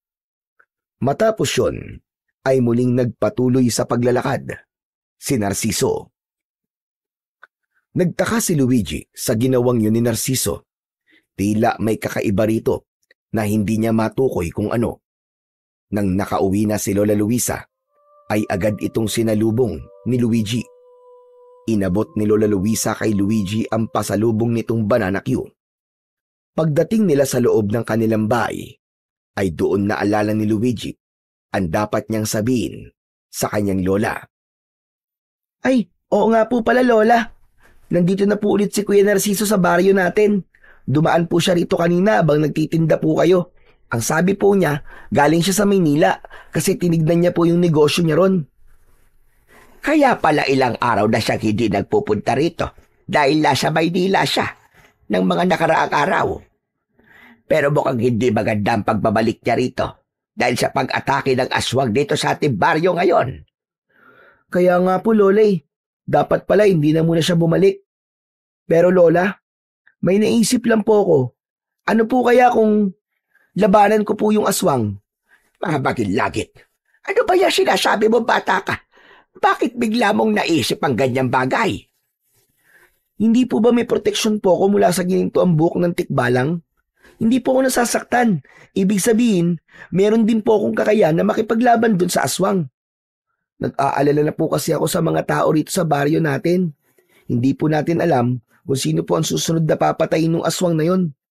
Habang hindi po kasi namamatay yung aswang na yon, paniguradong madadagdagan at madadagdagan pa po ang mga biktima niya. Tama ka naman sa sinabi mo. Pero hindi ibig sabihin na may proteksyon ka sa mga aswang o kahit anong klase ng nilalang na mananakit sa'yo, ay ikaw nang makikipaglaban sa aswang, apo. Hindi ako pumapayag, Luigi. At bilang lola mo, gusto ko na sundin mo ako. Paliwanag. Pero Lola, hindi niyo po ba naisip na baka kaya ibinigay po ni tatay sa akin ng gininto ang buhok ng tikbalang ay alam niya po na mangyayari ang lahat ng to? Na hindi lang ako ang dapat na proteksyonan ng gininto ang buhok, kundi ang buong baryo. Wala na pero. Hindi ako sakayon sa gusto mong mangyari, Luigi. Huwag mo't subukan suwayin ako dahil talagang magagalit ako sa'yo ng todo. Nagkakaintindihan ba tayo? Napayuko si Luigi at hindi niya agad nasagot ang kanyang lola Luisa. Ano, Luigi? Nagkakaintindihan ba tayo?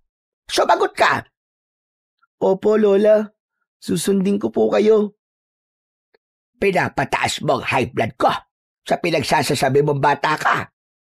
Grabe ka, Lola. May high blood ka na, may pinapataas pa talaga. Ay, wala kang pakialam. Oo nga pala. Marami-raming biko ang natira sa mga paninda ko.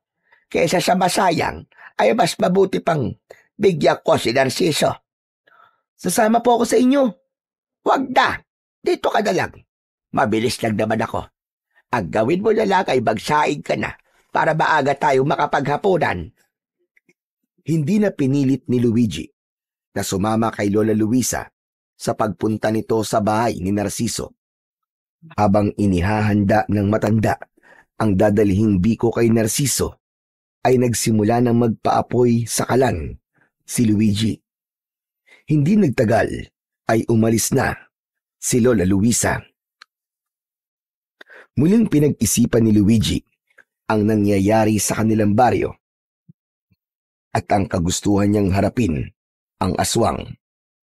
Alam niya na kahit na anong dahilan pa ang sabihin niya sa kanyang lola, ay hinding-hindi ito papayag na labanan niya ang aswang Kahit pa yun na lang ang paraan upang muling bumalik ang kapayapaan sa kanilang baryo.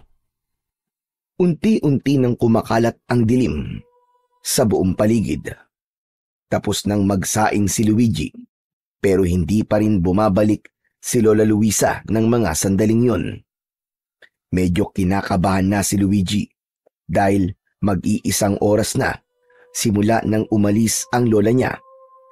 Nakatayo siya sa may pintuan habang hinihintay ang pagbabalik ng kanyang lola, Luisa. Grabe, kanina pa si Lola. Nasaan na kaya siya? Bakit hindi pa rin siya bumabalik hanggang ngayon? Ang sabi niya, mabilis lang daw siya doon kay Kuya Narciso. Ano na kayang nangyari sa kanya? Nasaan na kaya si Lola? Naisipan ni Luigi na sundan na si Lola Luisa sa bahay ni Narciso. Pero paalis na sana siya nang biglang dumating si Owen. May dala yung isang pinggan na may laman na mainit na pansit. Luigi, teka sandali lang. May bibigay ako. Ang birthday ko kasi ngayon eh. Nagluto si nanay ng pansit na maraming kikyam. Ang sabi niya, dalang ko daw kayo ng lola mo. At saka ano eh. Saka ano, Owen?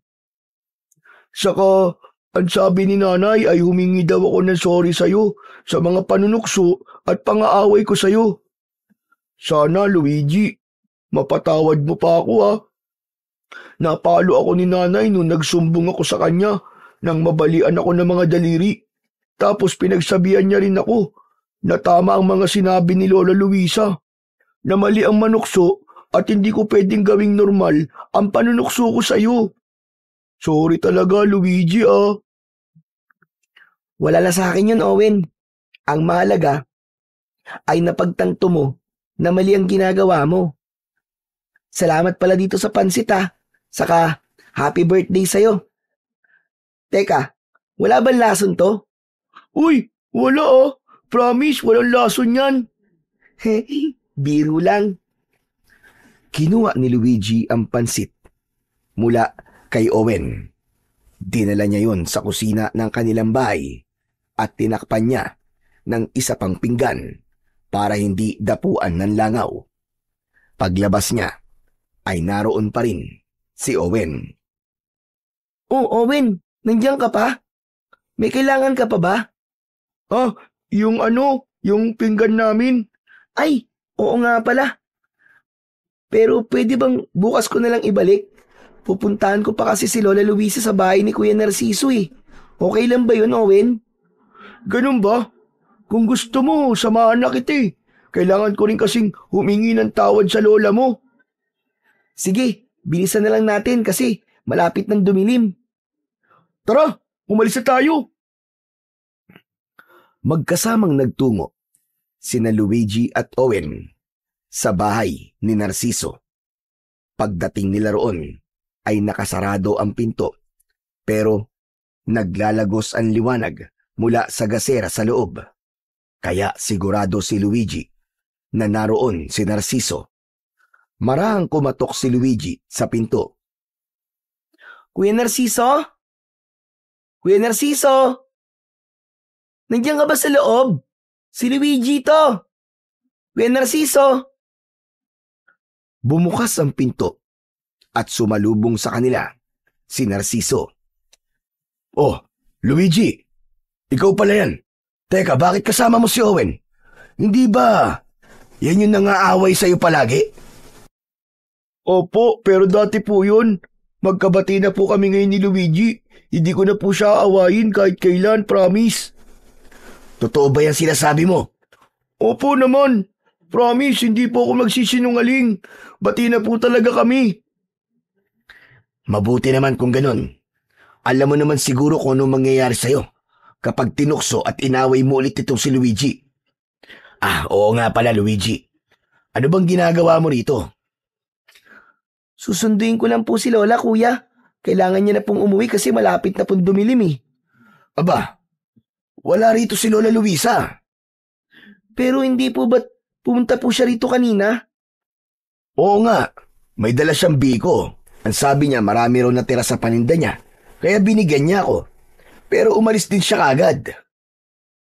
Hala, wala pa rin siya sa bahay namin, kuya eh. Saan naman kaya pumunta si Lola?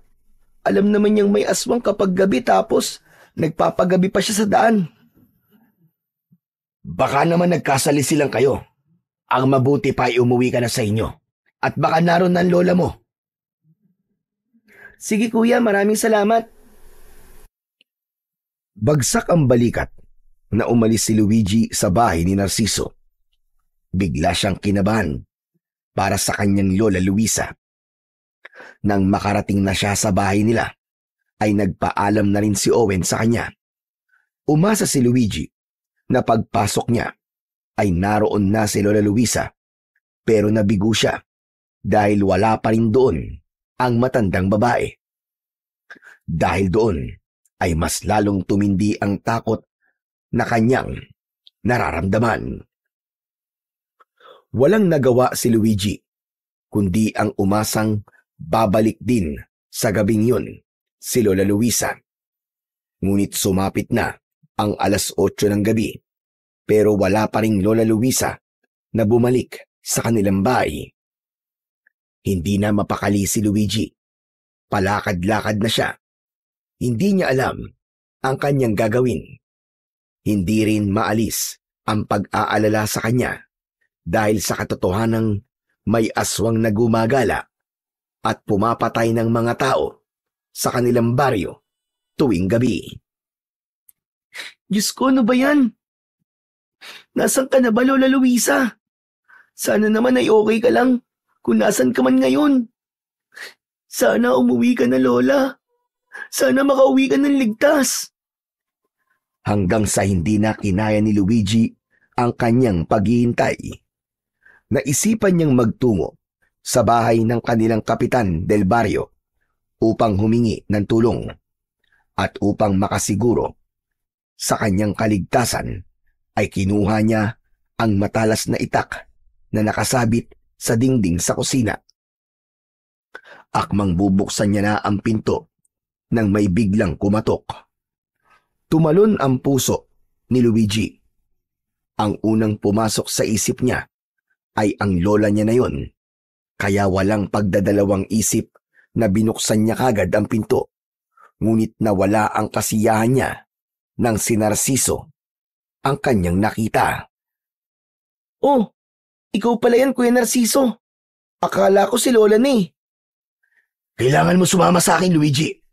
Alam ko kung nasa si Lola Luisa. Ano? Talaga? Nasaan siya, Kuya? Nasa gubat siya ngayon. Tara, bilisan mo. Teka. Ano namang ginagawa ni Lola sa gubat? Kanina kasi, nang sabihin mong di pa nakakauwi si Lola Luisa, ay nag-alala rin ako sa kanya. Hinanap ko siya at hindi ko alam pero may pakiramdam ako na nasa gubat siya. Kaya yun, sinuyod ko ang gubat at nakita kong bihag siya ng isang aswang. Ano? Kung ganun, Kuya, kailangan natin siyang iligtas. Tama, kailangan natin siyang puntahan ngayon bago pa mahuli ang lahat. Tara na, bilisan natin! Hindi na nagsayang ng oras sina Luigi at Narciso. Agad silang nagtungo sa gubat. Mahigpit ang hawak ni Luigi sa kanyang itak habang nasa unahan niya si Narciso. Pero Kuya, bakit naman bibihagin ng aswang si Lola? Di ba? Isipin mo. Sa totoo lang, ay hindi ko rin alam. Basta, nakita ko lang siya rito na nakatali sa isang puno habang may isang aswang sa tabi niya. Sana talaga hindi pa uli ang lahat. Sana ay maabutan pa nating buhay si Lola Luisa. Diyos ko, sana nga Kuya. Hindi ko kayang mabuhay nang wala si Lola Luisa. Hindi siya pwedeng mamatay. Nang sandaling yon, ay biglang naisip ni Luigi ang dahilan ng pangyayaring yon. Napagtanto niya na kaya binihag ng aswang ang lola niya ay dahil sa kanya. Maaaring buhay niya ang hihinging kapalit ng aswang na bumiyag sa kanyang Lola Luisa para sa kalayaan ng kanyang lola. Makalipas ang halos kalahating oras na paglalakad, ay huminto si Narciso. Hinawakan nito ang braso ni Luigi at nagtago sila sa likod ng isang malapad na puno. "Huwag kang maingay. Nandito na tayo. Tignan mo, dun. Naroon si Lola Luisa." Sinundan ng mga mata ni Luigi ang itinuturo ni Narciso. Labis ang awang lumukob kay Luigi nang makita niya ang kanyang Lola Luisa na patayong nakatali sa isang puno. Nakayuko ang matanda at mukhang nangihina na. May mga kahoy sa harapan nito na may nakasinding apoy. Yun ang nagsisilbing liwanag sa paligid. Kawawa naman ng lola ko. Kailangan natin siyang pakawalan at iligtas siya, kuya. Sandali lang. Huwag tayo magpapadalos-dalos. Baka nasa paligid lang yung aswang. Makiramdam na muna tayo. Pinigilan ni Luigi. Nalapitan agad si Lola Luisa. Sinunod niya si Narciso at nakiramdam sila sa kapaligiran. Napakatahimik ng kagubatan ng mga sandaling yun. Ang tanging naririnig nila ay ang manakanakang huni ng mga panggabing ibon. Sa tingin ko, ay wala sa paligid yung aswang. Kumilos na tayo, Luigi. Tara, bilisan natin. Sabay na lumabas sina Luigi at Narciso sa likod ng puno. Maraan silang naglakad sa kinaroroonan ni Lola Luisa. Malakas ang kaba ni Luigi habang patuloy siyang lumilinga sa paligid. Pakiramdam niya kasi, anumang sandali ay biglang magpapakita sa kanila ang aswang na bumiyag kay Lola Luisa. Biglang bumilis ang paglalakad ni Narciso, kaya nauna itong makalapit kay Lola Luisa na nakatali sa puno. Huminto muna si Luigi upang tignan ang buong paligid. Nais niyang makasiguro na wala roon ang aswang na maaaring biglang umatake sa kanila. Umangat ang muka ng matanda at nang makita nito si Narciso ay bigla itong sumigaw at nag-hysterikal. "Huwag mo akong sasaktan! Lumayo ka sa akin, maawa ka! Huwag mo akong sasaktan!" Lola, si Kuya Narciso po yan. Hindi po kayo dapat matakot sa kanya, Lola. Luigi, apo. Diyos ko, anong ginagawa mo rito? Hindi ka dapat sumama kay Narciso. Umalis ka na! Umalis ka na, apo, tumakbo ka! Si Narciso ay... Tumahimik ka! Hayaan mong ako ang magpakilala kay Luigi. Kung sino o ano talaga ako. Tumingin si Narciso kay Luigi habang may nakakatakot na ngisi sa mukha nito. Sa isang iglap ay nagbago ito ng anyo. Mula sa pagiging tao ay naging isa itong aswang. Bahagyang napaatras si Luigi sa labis na pagkabigla dahil sa nakakatakot nitong itsura. Teka, sandali. Kuya Narciso, anong ibig sabihin nito? Bakit? Paano ka naging aswang? Hindi mo pa rin ba nauunawaan? Matagal na akong aswang, Luigi. Sadyang nakipaglapit lang ako sa'yo upang mapatay kita. Magigid sagabal ka sa aming mga aswang kapag ikaw ay nasa ustong edad na dahil ang dugo mo ay pinaghalong dugo ng tao at ng tikbalang. Kaya habang bata ka pa, ay dapat ka nang mamatay. Kung ganun, nilinlang mo kami. Niloko mo kami ni Lola Luisa. Tama ka.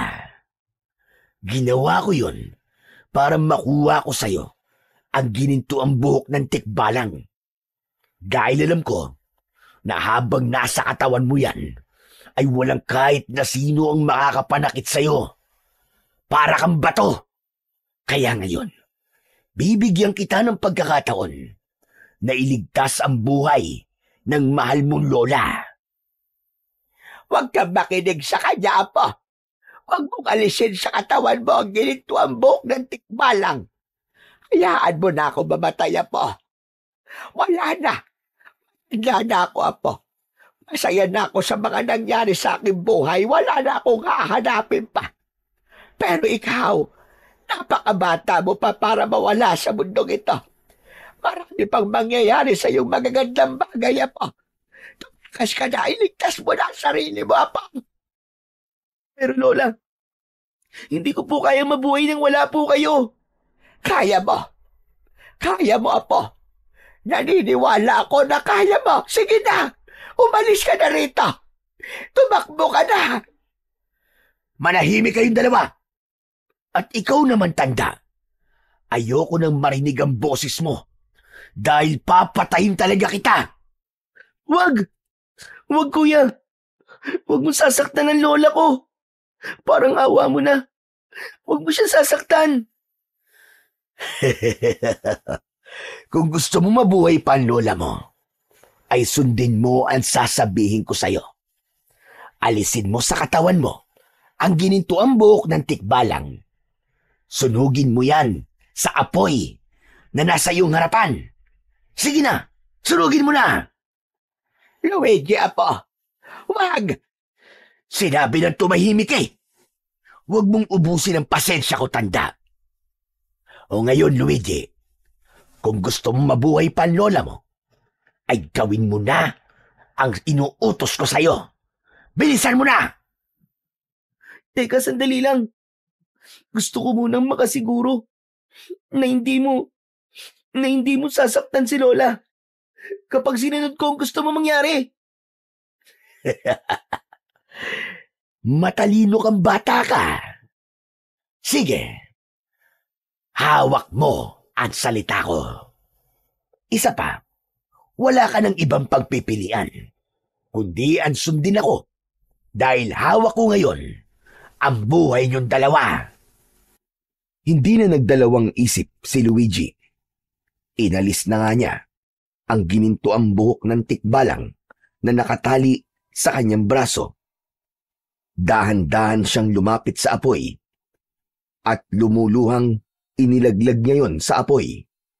Mabilis na nilamon ng apoy ang ginintuang buhok ng tikbalang na galing sa kanyang ama na hari ng mga tikbalang.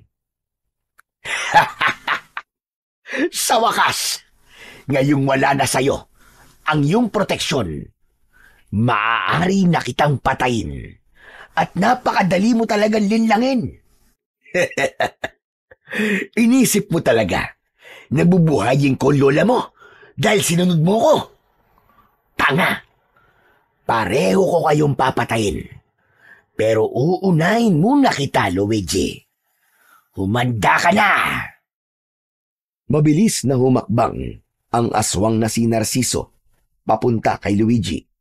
Ngunit bago pa ito tuluyang makalapit, ay biglang lumitaw sa harapan ni Luigi ang isang nilalang na may katawan ng isang tao pero ang ulo ay sa kabayo. Nanlaki bigla ang mga mata ni Luigi. Agad niyang naramdaman ang koneksyon nila ng tikbalang na yon. Teka, ikaw ba? Ikaw ba ang tatay ng batang yan? Totoo nga. Anak nga siya ng isang tikbalang. Pero kung inaakala mong matatakot ako sa'yo, ay nagkakamali ka, kabayo! Mabilis na tumakbo ang tikbalang papunta kay Narciso. Sinipa nito ang aswang at lumipad yun sa malayo. Habang abala sa laban ang dalawa, ay mabilis naman na nilapitan ni Luigi ang kanyang lola Luisa. Nanginginig ang kanyang mga kamay habang pinapakawalan niya at tinatanggal ang tali ng matanda. Lola, si tatay po ba yun? Yung nagpakita pong tikbalang? Oo, apo. Siya nga ang iyong ama. Siya nga si Amaron. Nang mapalaya na ni Luigi ang kanyang lola Luisa, ay sabay silang nagtago sa likod ng isang makapal na ugat ng malaking puno. Hindi nila inalis ang tingin sa nagaganap na laban. Nakita nilang unti-unting napagod si Narciso, habang si Amaron ay patuloy na nagpapakita ng lakas nito na tila walang hangganan. Sumugod si Narciso sa tikbalang at sinalubong naman ito ni Amaron ng malakas na sipa.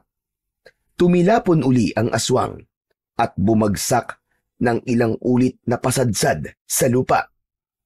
Duguan na si Narciso at halos hindi na makagalaw. Dinampot ni Amaron ang isang sanga at buong puwersa nito yung itinarak sa leeg ng aswang. Sandali pang gumalaw ang katawan ni Narciso na parabang sinusubukan pa nitong lumaban, pero sa huli ay tuluyan na itong nalagutan ng hininga. Ligtas na tayo, Lola. Napatay na ni tatay ang aswang. Biglang tumingin ang tikbalang sa kanila. Imbis na matakot, ay pagkasabik ang naramdaman ni Luigi. Hindi siya makapaniwala na abot kamay na niya ang kanyang ama na hari ng mga tikbalang. Dahan-dahan siyang lumapit kay Amaron habang nakahawak si Lola Luisa sa kanyang kamay. Ikaw po ba si Amaron? Ang aking ama? Oo, ako nga ang iyong ama. Patawarin mo ko. Dahil ako ang dahilan kung bakit nakakaranas ka ng pangungutya sa mga kauri mo. Hindi na nagsalita si Luigi at mahigpit niyang niyakap si Amaron. Napahagulgul na siya ng iyak dahil hindi niya inakala na makikita pa niya ang kanyang ama. Nang kumalma na siya, ay humiwalay na siya sa pagkakayakap sa ama niya na tikbalang. Maraming salamat po sa pagliligtas niyo po sa amin ni Lola. Tatay! Hindi ko maaaring pabayaan ang aking anak at ang mahalagang tao sa kanya. Pero, tatay, gusto ko lang pong malaman. Kukunin niyo na po ba ako? Isasama niyo na po ba ako sa mundo niyo? Hindi, anak. Hindi kita kukunin. Batid ko na ang mundo mo ay ang mundo ng mga tao. Dito ka nararapat kasama ang lola mo at ang mga taong nagmamahal sa iyo. Matapos yung sabihin ni Amaron, ay kumuha ito ng ilang hibla ng buhok mula sa ginintoang buhok nito. Hinawakan nito ang braso ni Luigi at itinali nito roon ang kanyang buhok. Dahil ako na ang nagtali ito sa iyo, ay hindi na ito maaalis sa iyong katawan. Wala nang apoy ang kaya itong sunugin. Ito ang iyong panibagong proteksyon, anak. Gamitin mo ito kung may kasamaan pa darating. At tandaan mo, Luigi, anak, darating ang araw na lalabas ang kakaibang kakayahan na taglay mo bilang ikaw ay aking anak. Hindi na ako makapaghintay na masaksihan ang kabayanihang gagawin mo sa hinaharap, aking anak. Humakbang paatras si Amaron at unti-unti itong naglaw sa kadiliman ng gubat. Naiwan si Luigi na luhaan sa tabi ni Lola Luisa, pero masaya siya dahil sa wakas ay nakausap na niya ang kanyang tatay na isang hari ng mga tikbalang. Mula nang mamatay si Narciso, ay tuluyan ng tumigil ang pag-atake ng aswang sa buong baryo. Ngunit sa kabila ng lahat, inilihim pa rin ni na Luigi at Lola Luisa ang katotohanan tungkol sa pinagmulan ng apo niyang si Luigi.